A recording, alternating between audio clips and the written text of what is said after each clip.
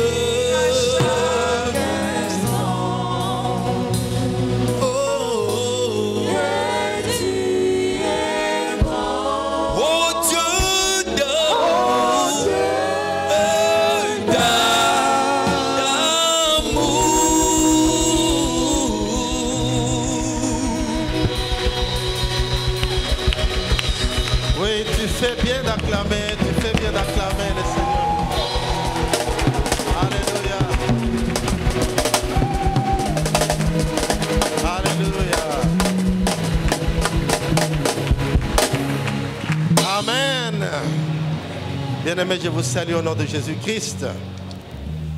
Nous restons debout, nous lisons la parole de Dieu. Nous sommes dans le livre des psaumes. Le psaume 145.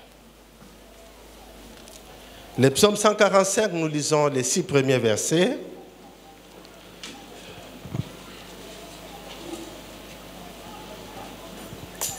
Psaume 145, les 6 premiers versets. Dans la version Louis II, nous lisons « Je t'exalterai, ô mon Dieu, mon roi, et je bénirai ton nom à toujours et à perpétuité. Chaque jour, je te bénirai, et je célébrerai ton nom à toujours et à perpétuité. L'Éternel est grand et très digne de louange, et sa grandeur est insondable. » Nous répétons le verset 3 ensemble.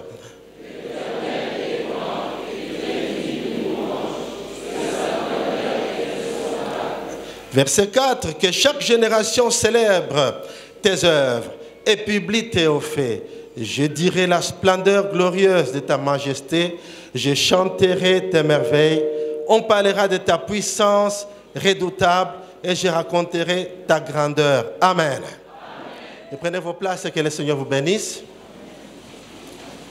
L'Éternel Dieu est incomparable par sa grandeur. L'Éternel Dieu est incomparable par sa grandeur.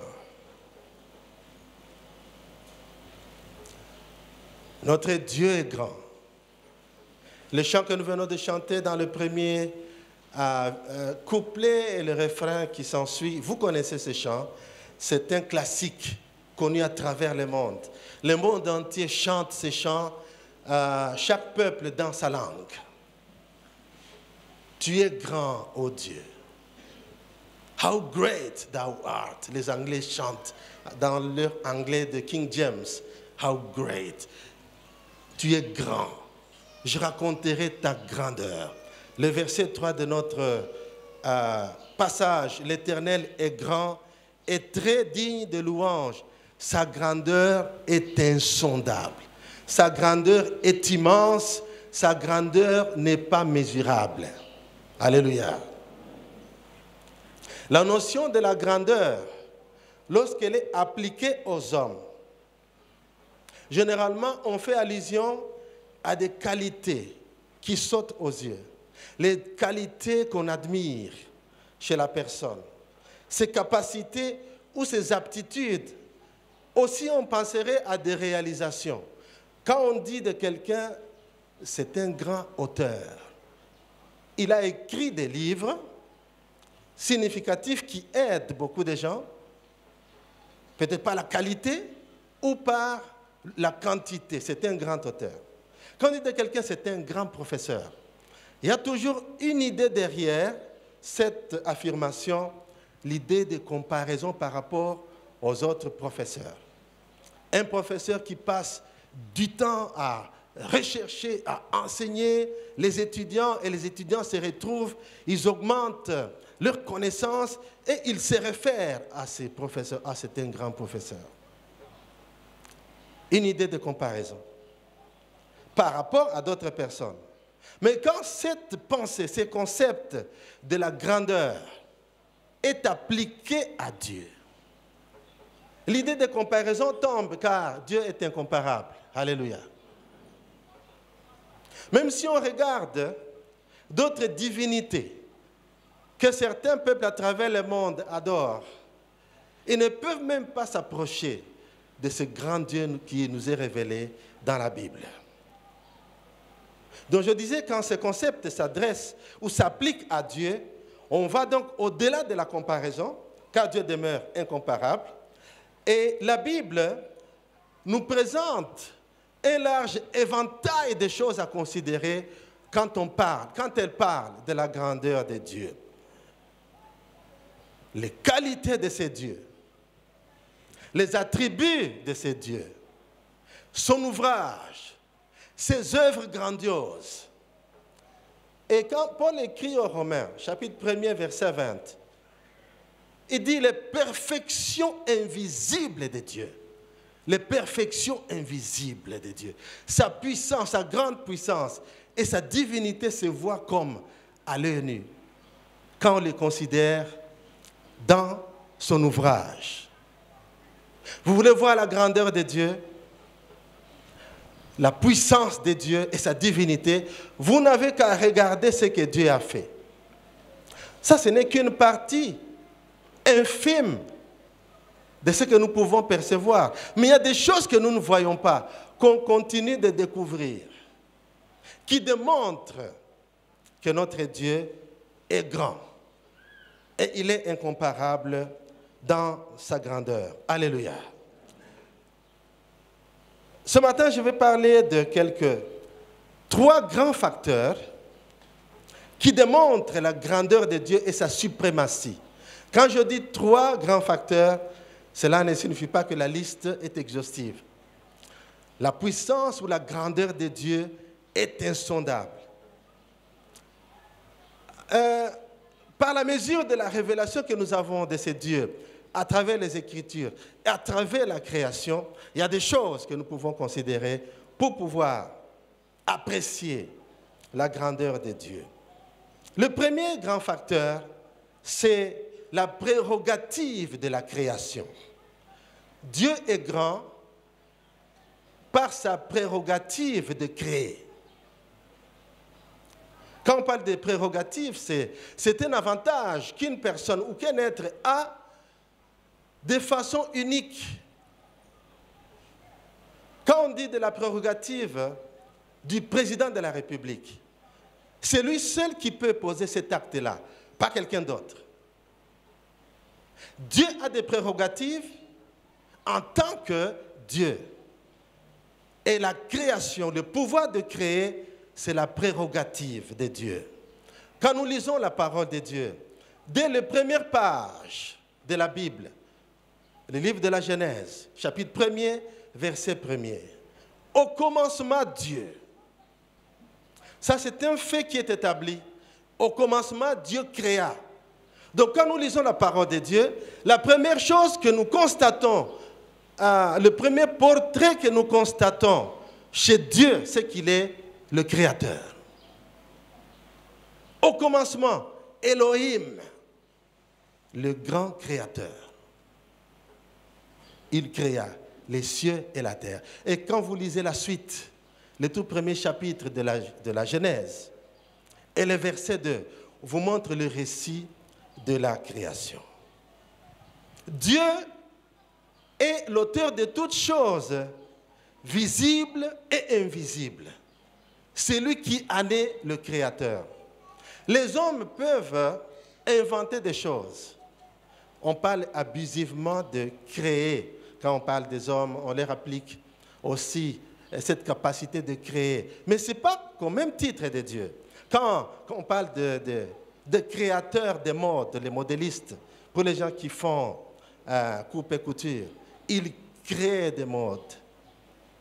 Ce pouvoir de créer n'est pas comparable à ce pouvoir dont je parle comme prérogative que Dieu seul a de pouvoir faire exister des choses.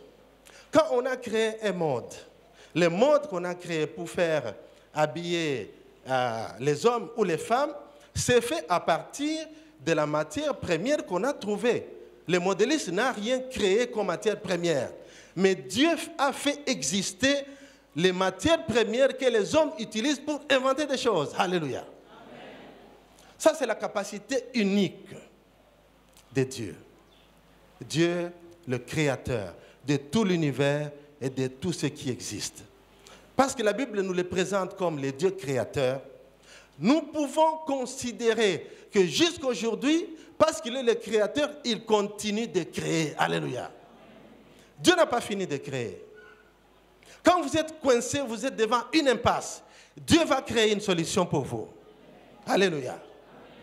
Regardez ces paralytiques qu'on a amenés en Marc chapitre 2, si je ne me trompe. L'homme qui était pris par quatre personnes sur un brancard. On devait l'amener chez Jésus. Mais ces hommes trouvent que la maison où était Jésus était pleine à craquer. Oui, Jésus guérit un paralytique, c'est à Marc chapitre 2. La maison est pleine à craquer. Il y a des curieux, des badauds qui veulent voir Jésus parce qu'ils ont entendu parler de Jésus. Il y avait des gens qui avaient de bonnes raisons pour voir Jésus. Il y en avait qui étaient en proie à la maladie, qui voulaient être touchés par Jésus. Mais voici ce monsieur, il est paralytique. 4 hommes le tiennent sur un brancard, mais ils ne peuvent pas trouver d'espace pour aller jusque vers Jésus. C'est impossible parce que la maison est pleine. En dedans comme dehors. Qu'est-ce qui se passe? Ils ont vu qu'il y avait une voix qui montait sur le toit. Ils ont fait monter le paralytique. Ils ont fait un effort. Et ils ont percé le toit de la maison. Et ils ont fait descendre le paralytique dans la présence même de Jésus. Jésus regarde un colis qui lui descend par-dessus, sur des cordes, jusque dans sa présence. Il ne regarde pas les paralytiques d'abord, mais il regarde les 4 personnes qui ont descendu le paralytique. Jésus regarde à leur foi et dit, je n'ai pas trouvé une aussi grande foi. Regardez la foi de ces gens. Jésus a apprécié la foi. Bien-aimés, quand vous avez la foi en Jésus-Christ, des solutions sont possibles. Même quand la voie est bloquée, la voie est fermée, Dieu reste le créateur des solutions. Alléluia. Qui vous dit que la porte par laquelle on entre, c'est cette porte-là seulement? Il y a des portes partout, Dieu peut vous ouvrir une porte. Vous avez déposé un dossier quelque part, vous vous demandez, est-ce qu'il y a quelqu'un qui peut parler pour moi? Jésus dit, moi je suis la porte. Je suis la porte. Alléluia. Il crée des ouvertures. Notre Dieu est incomparable. Il continue de créer des solutions jusqu'aujourd'hui. Fais-lui confiance. Dieu est incomparable dans sa grandeur. Dans sa grandeur, il crée. Et il se démarque d'autres êtres. Divinité ou pas, des humains, par sa capacité de créer. Alléluia. Le deuxième facteur, c'est que Dieu est l'auteur de la vie. Dieu est l'auteur de la vie. Il est le créateur de la vie et c'est lui qui soutient la vie. Il est incomparable par sa grandeur. Sa grandeur se démontre par le fait qu'il est le créateur de la vie, il est l'auteur de la vie. Abraham a vécu une expérience intéressante avec Dieu dans sa capacité de donner la vie. Quand vous lisez Romains chapitre 4, à partir des versets 16, 17, 18 et les suivants, vous verrez que Abraham a mis sa confiance en ce Dieu qui donne la vie aux morts. Il donne la vie aux morts et appelle à l'existence, le Dieu créateur, des choses qui ne sont point comme si elles étaient. Alléluia. La vie d'Abraham, un vieillard, sa femme, elle est aussi avancée en âge. Les biblistes disent, l'utérus de Sarah était devenu mort et acide, au point où toute sémence mâle qui tombait là-dedans mourait immédiatement. Donc c'était comme la mère morte. Vous savez que la mère morte ne produit pas la vie. Il y a une telle salinité que même un petit poisson qui s'aventurerait vers la mer morte, immédiatement il est frappé. Parce qu'il n'y a pas de vie dans la mer morte. Mais nous avons affaire à ce Dieu grand qui donne la vie aux morts. Alléluia. Il donne la vie aux morts. Il est l'auteur de la vie et c'est lui qui soutient la vie. Qu'est-ce qui est mort dans ta vie? Il est capable de donner la vie.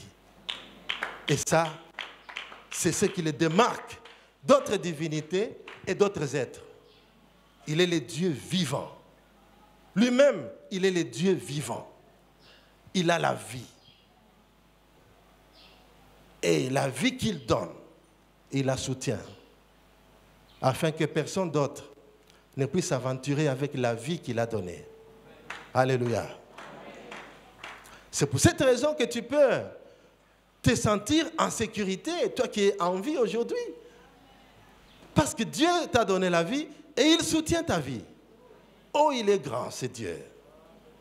Nous passons rapidement au troisième grand facteur avant que nous puissions voir passer à autre chose. Le troisième grand facteur, c'est que Dieu est infini. On parle de l'infinitude de Dieu. En philosophie, on parle de finitude de l'homme. En ce sens qu'il est fini et il est limité dans ses capacités. Le contraire de la finitude, ne s'applique qu'à Dieu. L'infinitude de cet être suprême qui est Dieu. Il est infini et il est illimité. Illimité dans son pouvoir, illimité dans sa grandeur. Le verset 3 nous dit, sa grandeur est insondable. C'est-à-dire cette grandeur ne peut pas être mesurée, ne peut pas être calculée. Parce que Dieu est infini. Il est infiniment grand. Il est omniprésent. Il n'est pas limité par l'espace. Alléluia. Il est ici avec nous. Nous sommes en train de l'adorer. La promesse s'est accomplie. Il a dit, là où 2 ou 3 sont réunis, à mon nom, je suis là. Il est avec nous ici. Ceux qui l'invoquent en Asie, en Europe, il est là. Ceux qui vont l'invoquer dans quelques heures, parce que c'est encore la nuit aux États-Unis, il est là aussi. Il est omniprésent. Il n'est pas limité par l'espace. Alléluia. Même le diable n'est pas omniprésent. Lui, c'est un être limité dans l'espace. Dieu est incomparable. Il est grand. Il est infini. Dieu, dans son infinitude, n'est pas limité dans le temps. Amen. Dans le temps, il reste Dieu. Il a été avec des générations passées. Il est avec notre génération. Il sera avec la génération qui vient demain. Je vais y revenir quand je vais parler des générations. Il n'est pas limité dans le temps. Il n'a ni commencement, ni fin. Lui-même s'est dit, moi je suis le commencement. Vous voulez voir le commencement de quelque chose? Moi je suis le commencement. J'encourage quelqu'un qui veut commencer quelque chose. Ne commencez rien sans Dieu, bien-aimé. Ni les projets, ni les études, ni les relations. Vous voulez vous fiancer. Faites attention à ne pas commencer sans Dieu. Dieu doit se trouver un commencement. Dans le temps, il n'est pas limité. Je suis le commencement et je suis la fin. Parce qu'il peut commencer quelque chose qui au début ne peut pas avoir de forme. Mais parce que Dieu est à la base, la chose prendra forme. Alléluia. On peut se moquer de vous parce que c'est un commencement qui commence dans la faiblesse. Et le prophète dira, ne méprisez pas le faible commencement. Avec Dieu qui a commencé la chose prendra forme. Alléluia. Il est aussi la fin parce qu'il dit, je suis le commencement et la fin. Il peut mettre fin à quelque chose qui ne marche pas. Quelque chose qui vous trouble, qui vous fait manquer la paix, Dieu peut mettre fin à ça. Dans le temps, il n'est pas limité. Dans l'espace, il n'est pas limité. Il n'est pas limité dans la connaissance. Il est grand parce qu'il est infini dans la connaissance. Il y a un attribut qu'on lui colle. Il est omniscient. Alléluia. Omniscient. Et il connaît tout. Ah, j'ai aimé ce que disait un homme de Dieu. En ce qui concerne la connaissance illimitée de Dieu. Et cet homme de Dieu dira, le fait que Dieu connaisse tout, cela ne signifie pas qu'il est la cause de tout. Et ça, j'ai aimé cette pensée. Le fait que Dieu connaisse tout n'est pas causatif à l'existence des choses qui nous arrivent dans la vie. Ce n'est pas lui qui est à la base de tout ce qui peut arriver, de tous ces malheurs qui peuvent nous accabler. Quand l'homme a péché, est-ce que Dieu ne savait pas qu'il allait pécher? Dieu savait. Maintenant, la question que vous allez me poser, pourquoi est-ce que Dieu n'a pas empêché ça? C'est une question qu'on pose toujours. Ne posez plus cette question, parce que l'homme n'est pas un robot. Ce n'est pas une machine. Dieu lui a dit quelque chose, une instruction. Le jour où tu mangeras de cet arbre, tu mourras. Et Dieu regarde si l'homme va lui obéir. Dès le commencement, Dieu a placé le pouvoir, le libre arbitre dans l'homme. Parce que l'homme devait montrer son attachement à son Créateur s'il voulait obéir. Parce que Dieu savait que l'homme allait pécher. Dieu a anticipé l'événement. Le livre des Éphésiens nous dit, déjà avant la fondation du monde, Dieu avait préparé une solution. Ce qui corrobore avec l'Apocalypse qui dit, voici l'agneau de Dieu qui a été immolé avant la fondation du monde. Est-ce que Adam existait? Non. Mais avant la fondation du monde, Dieu a déjà prévu une solution. Quel grand Dieu! La connaissance de Dieu. Dieu a accès à la connaissance. Il connaît les tenants et les aboutissants d'une chose. Dieu connaît le début d'une chose avant son commencement. Dieu est grand. Il est incomparable par sa grandeur. Je vais passer, avant de terminer, à l'implication dans nos vies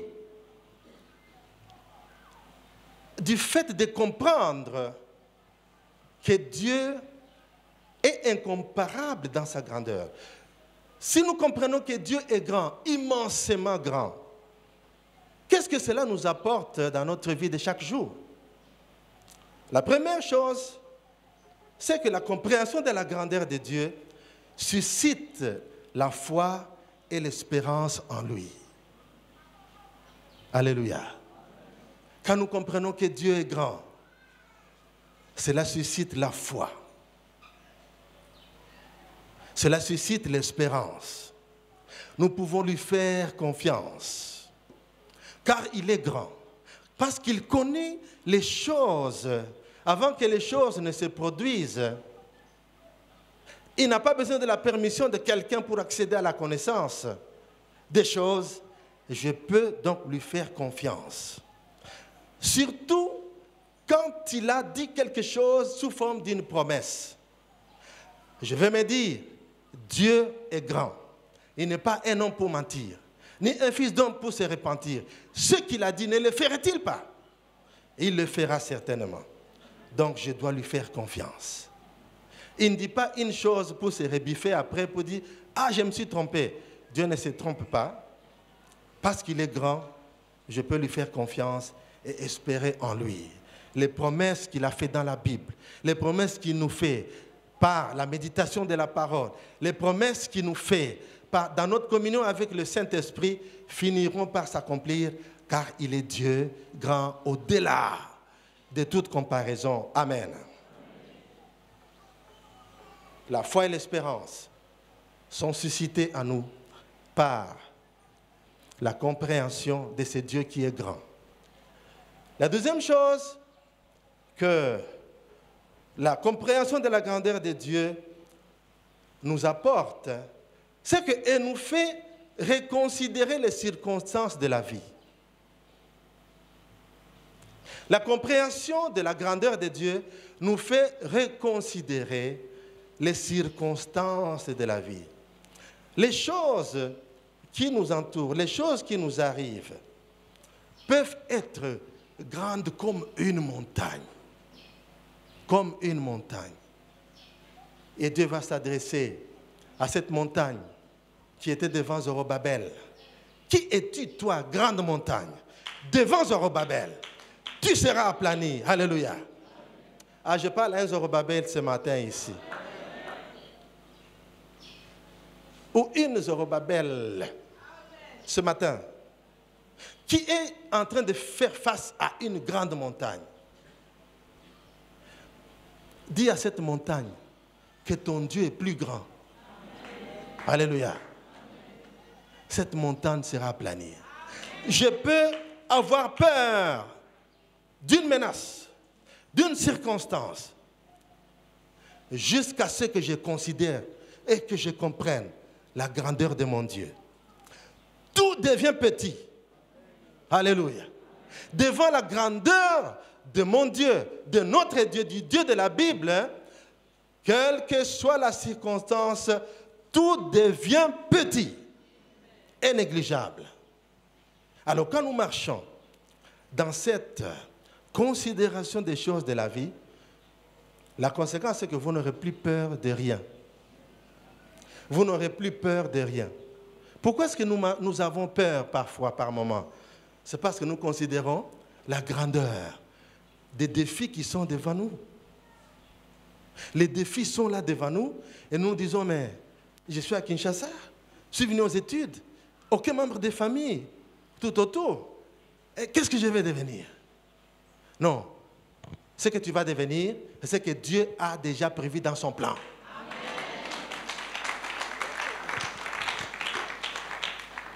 Tout devient petit devant la grandeur de Dieu. Quelle que soit la personne qui vous menace. D'ailleurs, toute malédiction sans cause et sans effet. Même si vous avez commis des erreurs et que vous êtes à la base de la situation, mais revenez vers Dieu. Il ne rejette pas celui qui vient à lui. Confessez vos péchés. Dieu est notre Père. Confessez vos péchés. Il vous accueillera et il vous donnera la capacité de faire face à la situation. Très rapidement, la troisième chose, que la compréhension de la grandeur de Dieu a comme impact sur notre vie, c'est l'impact sur ma vision. Sur ma vision. L'impact sur ma vision. Ceci complète ce que je viens de dire sur les choses qui deviennent petites, infiniment petites, devant la grandeur de Dieu. Mais il y a une dimension, la dimension de la vision. Est-ce qu'on peut nous balancer Ésaïe 40, verset 26? Nous lirons aussi 29 à 31.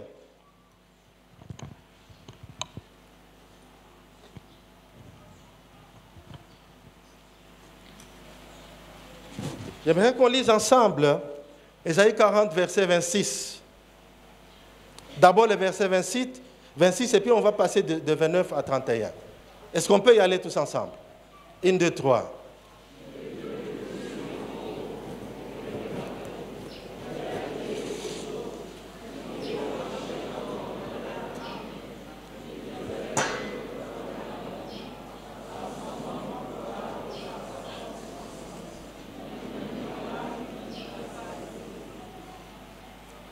Verset 29.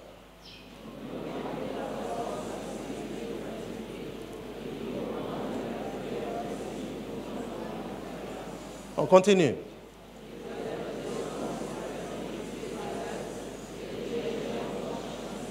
Nous continuons.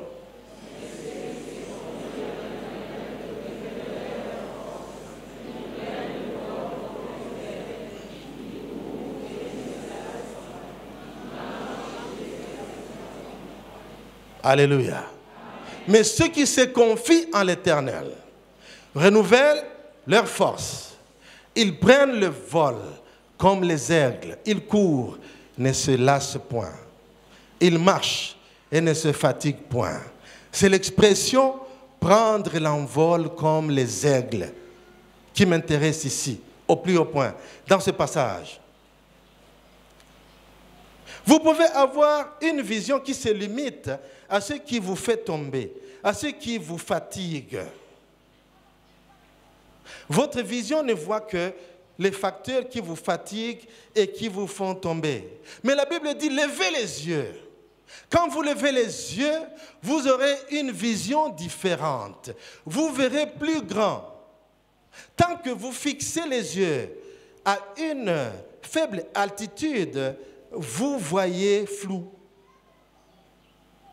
Vous voyez des choses qui ne font que vous fatiguer, qui vous lassent.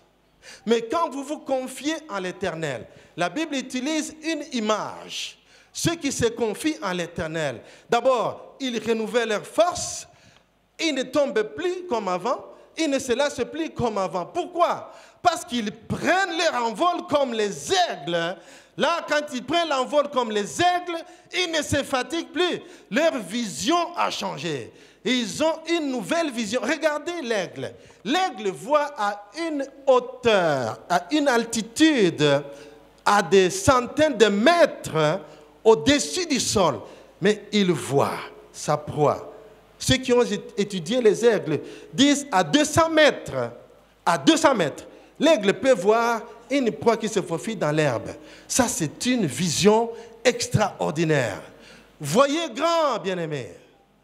Voyez grand. Quand je considère que mon Dieu est grand, je dois voir grand. Je ne vois pas voir ma vie petite dans une petite coquille. Alléluia. Je dois voir grand. Même les études qui semblent marcher clopin, ajournement ici, ajournement par là, et puis je sors comme si j'étais sauvé du feu, 51%, mais je passe quand même. Mais détachez vos yeux de ces difficultés, voyez comme l'aigle. Voyez grand, à la manière de ce grand Dieu. C'est ça l'excellence, bien-aimés. L'excellence est opposée à la médiocrité. Non, l'excellence est opposée à la médiocrité. Je dois voir comme Dieu voit. Même si je n'ai pas à manger aujourd'hui, ce n'est pas ça qui va me décourager. Parce que mon Dieu est vivant et qu'il est grand et qu'il crée des solutions. Je vais trouver à manger. Qu'on le veuille ou pas, j'aurai à manger. Nous parlons de manger encore dans notre société. Nous parlons de manger. Manger, nous vêtir et tout ça. Nous sommes encore à ce niveau de besoins que dans d'autres mondes, on appelle les besoins primaires. Je ne le dis pas pour me moquer de qui que ce soit, mais c'est ça la réalité de notre vie aujourd'hui. Mais Dieu nous aidera à sortir de ça. Le Congo ne restera pas comme tel. Non, le Congo va sortir de la situation. Nous devons voir grand. Quand nous regardons le Congo, nous devons avoir des regards de la grandeur. Notre pays jouera son rôle. Qu'on le veuille ou pas. Ah oui. Parce que Dieu est avec nous. Les gens quittent le pays, ils vont s'installer ailleurs, mais viendra un temps où le voyage retour se fera. Ah oui, hein?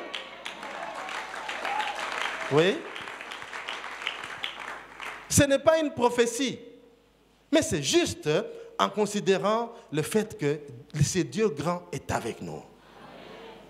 Quand nous nous confions en l'Éternel, nous renouvelons nos forces. Nous allons prendre l'envol comme les aigles. On ne va plus se fatiguer, on ne va plus se heurter contre ces choses qui nous faisaient tomber parce que Dieu est avec nous. Bien-aimés, notre vision. Pour terminer, la compréhension de ce grand Dieu, de la grandeur de ce Dieu, suscite un élan d'adoration et de louange. C'est pourquoi l'auteur de ces chants, je ne connais pas son nom, c'est classique que nous venons de chanter. De tout mon être, alors s'élève un chant. Dieu Tout-Puissant, que tu es grand. De tout mon être, alors s'élève un chant. Dieu Tout-Puissant, que tu es grand. Je peux acclamer la grandeur de ce Dieu. Oh, alléluia. Alléluia. Il est grand, ce Dieu. Quand vous comprenez la grandeur de Dieu, même si vous êtes enfermé dans un geôle, dans une prison comme l'apôtre Pierre de Actes chapitre 12, je peux rester calme et je vais commencer à louer Dieu. Parce que c'est Dieu qui est grand et plus grand que les portes qui m'enferment. Parce que je sais qu'il peut susciter une force qui va ouvrir ces portes sans que l'on ne sache comment. Et vous connaissez ce qui s'est passé, vous savez. Oui. Un ange est venu. Un ange est venu dans la prison. Lève-toi, mets tes sandales et suis-moi. Les portes fermées. Quand ils arrivent là-bas, les portes s'ouvrent. Ah, il est grand, c'est Dieu. Loue Dieu. Ne cherche pas à ce que Dieu enlève les obstacles. Non. Comment tu vas expérimenter la grandeur de ce Dieu? Tu ne vas pas expérimenter la grandeur de Dieu si tu n'as pas d'obstacle dans la vie. C'est pourquoi notre chemin est parsemé d'embûches et d'obstacles. Mais pendant que nous sommes en train de parcourir, Dieu nous fait prendre conscience de sa grandeur au fur et à mesure. Et notre foi se fortifie davantage. Alléluia. Louez Dieu. Adorez Dieu. C'est une dimension importante à découvrir. Mais nous, moindre obstacle, hein, on commence à ligoter, on commence à arracher, on commence à envoyer dans les lieux arides. Cette puissance qui va écarter l'obstacle ne viendra pas de toi. Elle viendra de ces dieux. Plus tu passes le temps à adorer ces dieux, plus tu passes du temps à louer ces dieux, il y a cette grandeur qui vient s'imposer dans la situation, l'immensité de la grandeur de Dieu qui rend la circonstance infiniment petite jusqu'à ce que la porte va céder. Alléluia. N'avez-vous pas appris que la louange brise les chaînes? Pour terminer, bien-aimés, je reviens sur le verset 4. Le verset 4 du passage que nous avons lu, je parlais des générations. Que chaque génération célèbre tes œuvres et publie tes hauts faits. Alléluia. Chaque génération. Que chaque génération célèbre tes œuvres et publie tes hauts faits. Nous avons le devoir, en tant que membres des familles. Nous sommes issus d'une famille. Tout à l'heure, Maman Valérie nous a posé la question, s'il y a quelqu'un qui est issu d'une famille ici qui lève son doigt, tout le monde a levé le doigt. Nous sommes tous issus des familles. Notre responsabilité par rapport à la grandeur de Dieu, par rapport à la puissance de Dieu, c'est que nous puissions nous rassurer que la génération qui vient après nous apprend à adorer ce grand Dieu, est consciente de la grandeur de ce Dieu. Même si nous ne serons plus là, mais la grâce de Dieu, ayant déjà trouvé une base dans les milieux familial où nous évoluons, ceux qui sont nés dans cette ambiance vont continuer de perpétuer la notion, la connaissance, l'adoration, la louange à ce grand Dieu. Alléluia. C'est la pensée que nous trouvons en Josué chapitre 4, versets 20 et 25. Je ne sais pas si la technique peut nous montrer ce passage-là, et nous allons terminer par là. Josué 4, 20 à 25, juste pour illustrer cette pensée. Josué 4, Josué 4, 20 à 25.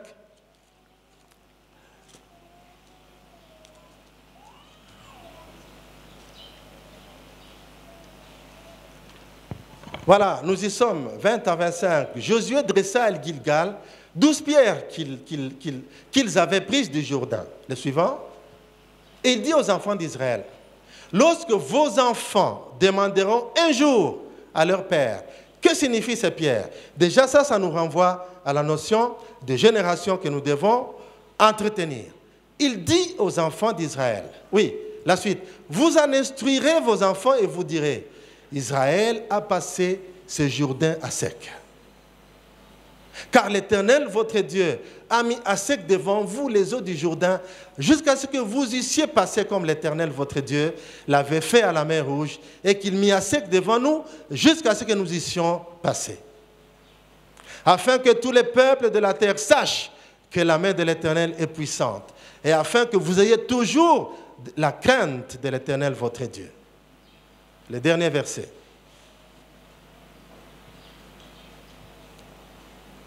« 25. C'est la fin. Excusez-moi, c'était le verset 24. C'était jusqu'au verset 24. Vous voyez, Israël a traversé le Jourdain, mais il y a eu des souvenirs, il y a des pierres de souvenirs qu'il devait amener en signe des souvenirs de la puissance de Dieu. Le but, c'était d'enseigner aux générations futures les exploits faits avec Dieu.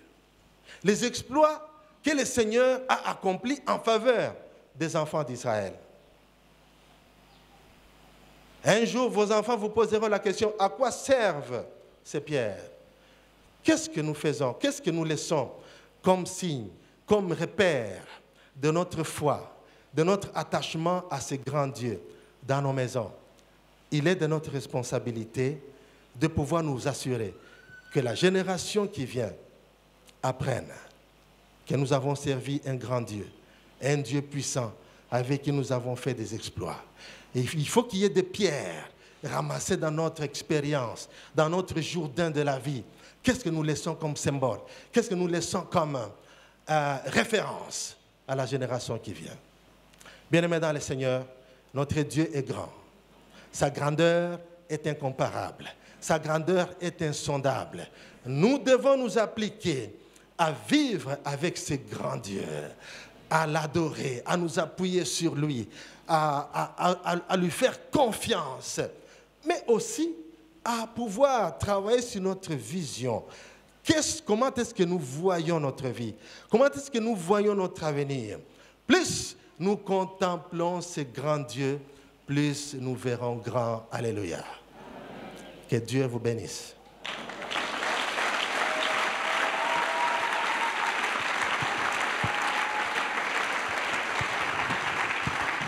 Nous allons nous lever pour la prière, bien-aimés. Nous allons nous lever pour la prière. Pendant que l'orchestre revient sur Dieu Tout-Puissant, le premier refrain, nous allons nous appliquer à louer ce Dieu, à adorer ce Dieu pour sa grandeur. Les perfections invisibles de Dieu, nous les voyons comme à l'œil nu, quand nous contemplons Dieu dans sa divine puissance. Oui, quand nous le contemplons à travers son ouvrage, cela nous arrache la louange, cela nous arrache l'adoration à ce grand Dieu. Commence à élever ce grand Dieu. C'est Dieu qui fait des exploits avec toi. C'est Dieu qui va te faire surmonter les obstacles, quelle que soit leur dimension. Il est le grand Dieu. C'est Dieu qui t'a tiré de la situation difficile que tu as traversée hier. C'est Dieu qui t'a tiré de la boue.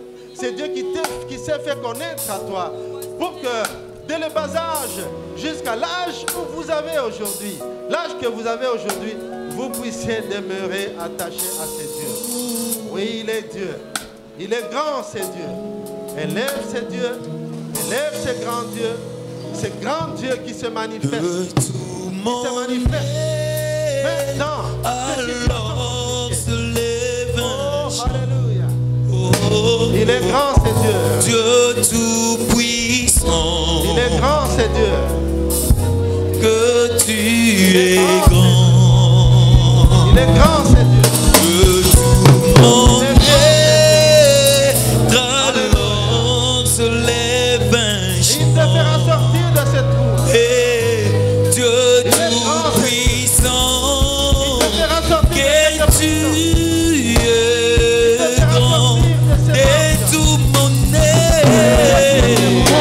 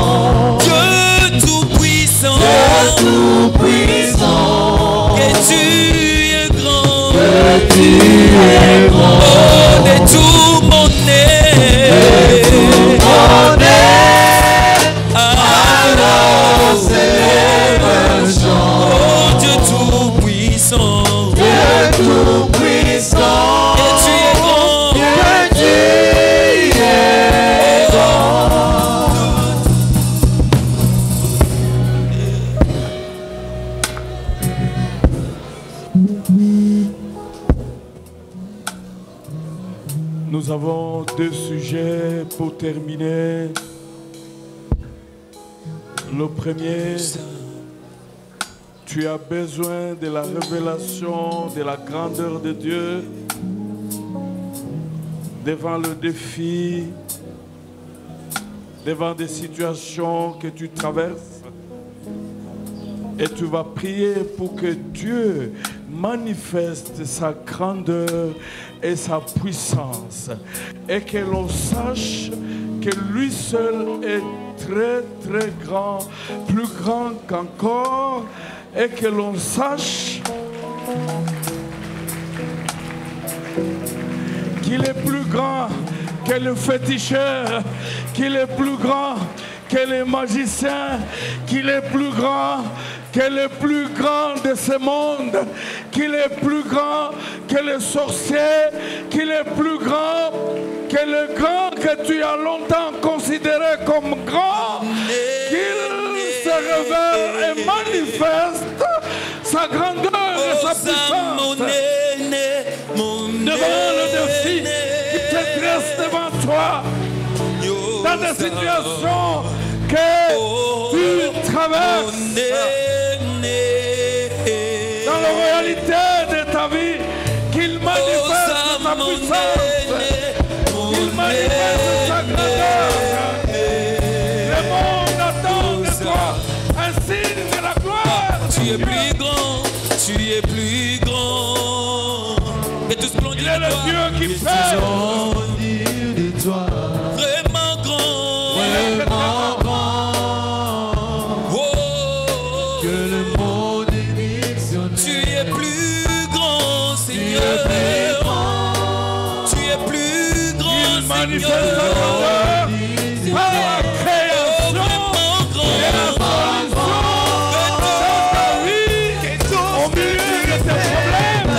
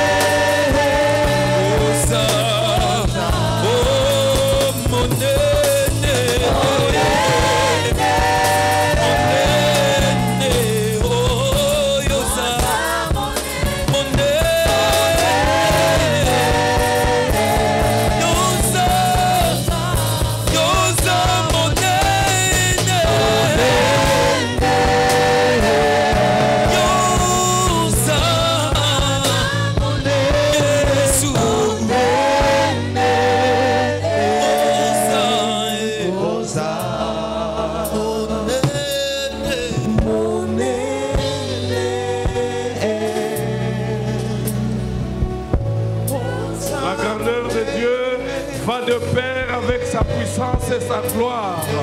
Là où Dieu est grand, il manifeste, libère sa puissance et il est glorifié. Et Dieu, il est prêt. Et il est prêt. Il est prêt. Alléluia. Alléluia. Partout où Dieu a manifesté sa grandeur, il y a eu la gloire, l'adoration, l'honneur, la louange, et les choses ont changé.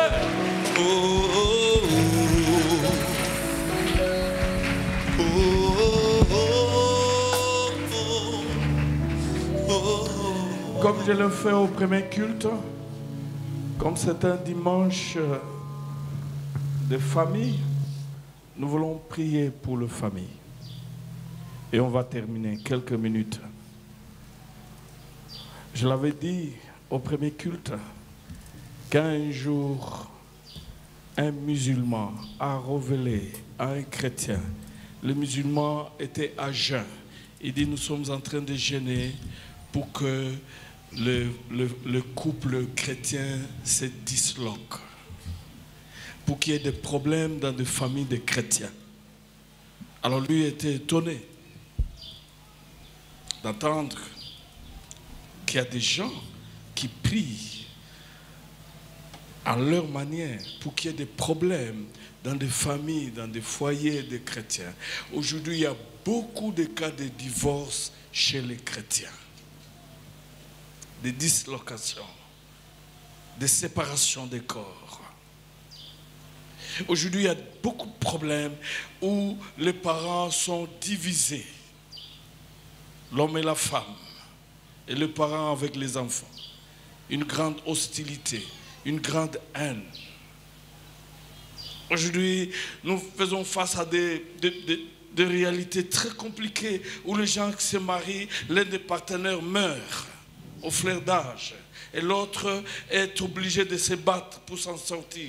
Et des fois, les enfants se retrouvent sorciers dans la rue,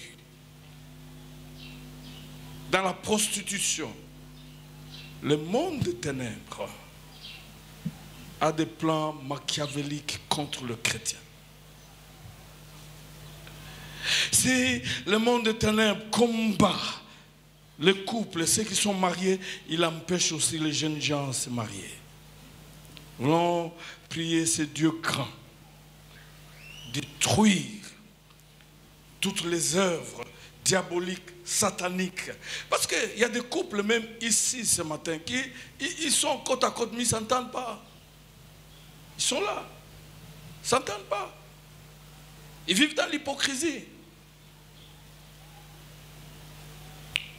Levons nos mains. Les enfants qui sont là, vous allez prier pour le parent. Si vos parents ne sont pas là, priez pour eux. Même s'ils ne connaissent pas le Seigneur, priez pour eux. Les parents qui sont ici, et les époux, priez pour vos épouses. Les épouses, priez pour vos époux. Levez-vous contre le démon de séparation, de divorce dans l'église et parmi les chrétiens. Ces histoires de médiocrité où il y a des épouses qui empoisonnent leurs propres époux.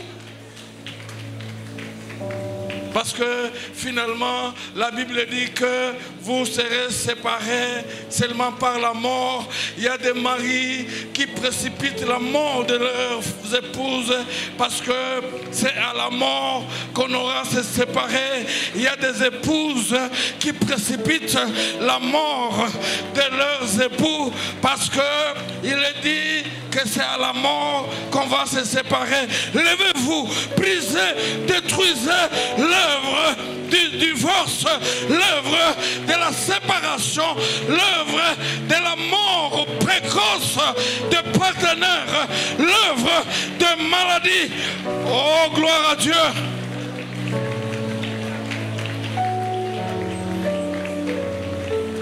Levez-vous, détruisez l'œuvre des lois méchantes dans certaines familles qui menacent et combattent le mariage, qui combattent les époux, qui empêchent les enfants de se marier, afin qu'ils se livrent à la prostitution et au désordre. Priez le Seigneur. Parce qu'il y a d'autres épouses, ils sont en difficulté parce qu'ils ont refusé de rejoindre leur mari dans des loges, dans l'occultisme. Ils sont persécutés parce qu'ils ont refusé de sacrifier les enfants. Ils ont refusé de suivre leur mari dans le Maïkari, la Rose-Croix, la franc-maçonnerie. Elles sont en train de subir. Elles sont en train de vivre la persécution, le malheur, parce qu'elles ont refusé. Priez pour ce genre de femmes, ce genre d'épouses.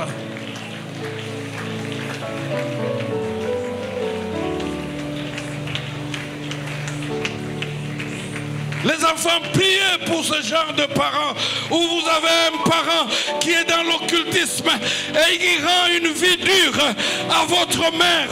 Priez pour qu'il change de cœur, qu'il vienne au Seigneur. Priez pour l'unité dans nos familles. Il y a des divisions, des dislocations. Les divisions ne viennent jamais du Saint-Esprit. Division entre mari et épouse.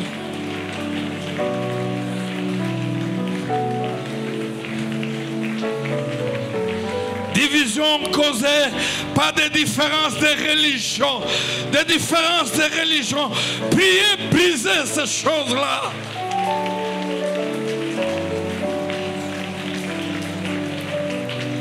Notre Dieu est grand. Très, très grand encore. Qu'il vienne à notre secours. Assainir nos foyers, nos couples, nos familles. Les divisions viennent du diable. Est-ce que le mot qui a été traduit par diable vient de diabolos, celui qui divise? Celui qui divise. Levez vos mains. Que l'Éternel vous bénisse. Qu'il fasse lui sa face sur vous. Qu'il manifeste sa puissance et sa grandeur, qu'il vous apporte des solutions à vos problèmes, de réponses aux questions que vous vous posez dans la vie. Parce que rien n'est impossible avec lui. Il est le Dieu de multiples possibilités, multidimensionnelles. Que l'Éternel vous accorde une très bonne santé. Qu'il vous accorde la victoire. Il est le Dieu qui n'échoue jamais. Il remporte toujours la victoire. Il est l'Éternel des armées. Et le Dieu formidable et incomparable. Que ce Dieu vous accompagne.